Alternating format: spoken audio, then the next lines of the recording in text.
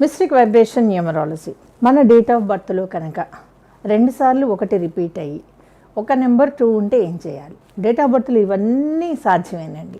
ఎవరో ఒకళ్ళకి ఎక్కడో చోటి కాంబినేషన్ ఉంటుంది. మన డేట్ ఆఫ్ బర్త్లో 2 సార్లు ఒకటి వచ్చినప్పుడు, అంటే మీకు 11 అనే నెంబర్లో కూడా 2 ఒకట్లు వచ్చినట్టే, 2011లో 2 ఒకట్లు ఉన్నట్టే, అలాగనమాట. సో లేదంటే డేట్ ఆఫ్ బర్త్ 10 అయ్యిందనుకోండి, ఒకటి మళ్ళీ ఇక్కడ 10 వచ్చిందనుకోండి, అది కూడా ఒకటే. లేదా జాన్యువరికి వచ్చిందనుకోండి, 10 జాన్యువరి కానివ్వండి, 1 10 అంటే 10వ నెల మీకు ఏది వస్తుందో అది, ఇలా వచ్చినప్పుడు మనకి 2 సార్లు ఒకటి రిపీట్ అవుతుంది. ఇలా 2 సార్లు ఒకటి రిపీట్ అయ్యి ఖచ్చితంగా 2వ నెంబర్ కనుక ఉన్నట్లయితే వీళ్ళకి కొంత వెసులుబాటు ఉంటుంది. కొన్ని విషయాల్లో బిజినెస్లో బాగుంటారండి. వీళ్ళు బిజినెస్లో చాలా మంచి బిజినెస్ చేయగలిగిన సత్తా కలిగిన వాళ్ళు అని చెప్పచ్చు. ఆ తర్వాత లేదా 2 వర్గాలకి మధ్యలో మిడిల్లో ఉండి మ్యాక్సిమం ఈ కాంబినేషన్లో వాళ్ళండి. బ్రోకరేజ్ అనే ఒక మాట ఉంటుంది, తప్పుగా అనుకోకూడదండి. బ్రోకరేజ్ అనేది 2 వివిధ వర్గాలని సమన్వయం చేసి వాళ్ళని ఒక తాటి మీదకి తెచ్చినందుకు కాను ఫీజు తీసుకోవడమే బ్రోకరేజ్. సో అలా మిడిల్ మ్యాన్గా ఉండి బాగా సంపాదించిన వాళ్ళు ఉన్నారు ఈ కాంబినేషన్లో. వాళ్ళకి ఎలా ఉండాలండి? 1 2 సార్లు రావాలి. అంటే 11 వచ్చి మళ్ళీ 11 వస్తే రాదండి, ఇది రానే రాదు, లెక్క ఉంటుంది. 1 2 సార్లు వచ్చి 2 కూడా ఒకసారి వస్తే కనుక వీళ్ళకి ఒక నేర్పు నైపుణ్యం అనేది, ఆ మిడిల్ మ్యాన్షిప్ అంటామండి, మధ్యవర్తిత్వం బ్రహ్మాండంగా ఉంటుంది. ఆ తర్వాత ఒక 2 వర్గాలని శాంతింప చేయటం అంటాం. 2 దేశాలు కొట్టుకుంటున్నాయి, మధ్యవర్తిత్వం ఏదో ఒక దేశం తీసుకుంటుంది కదండి.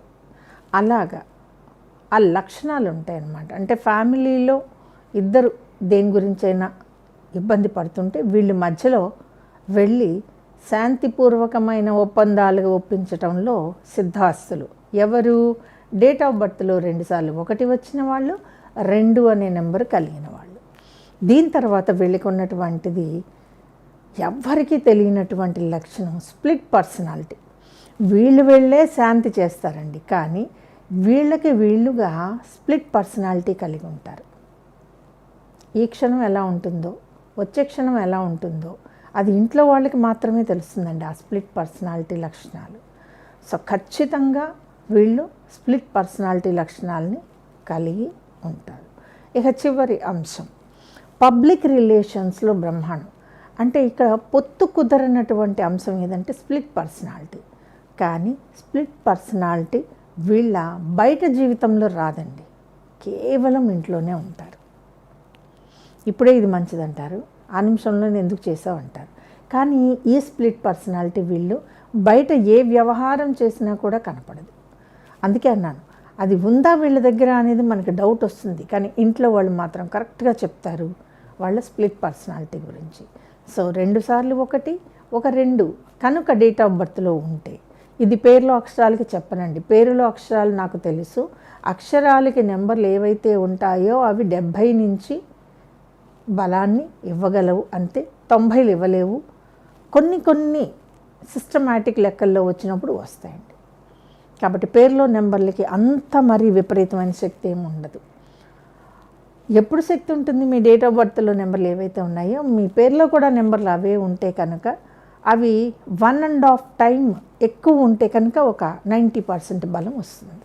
సో ఇలా మధ్యవర్తిత్వం చేసే వీళ్ళకే స్ప్లిట్ పర్సనాలిటీ ఇవ్వటం అది భగవంతుడి విన్యాసం అని నేను అనుకుంటాను.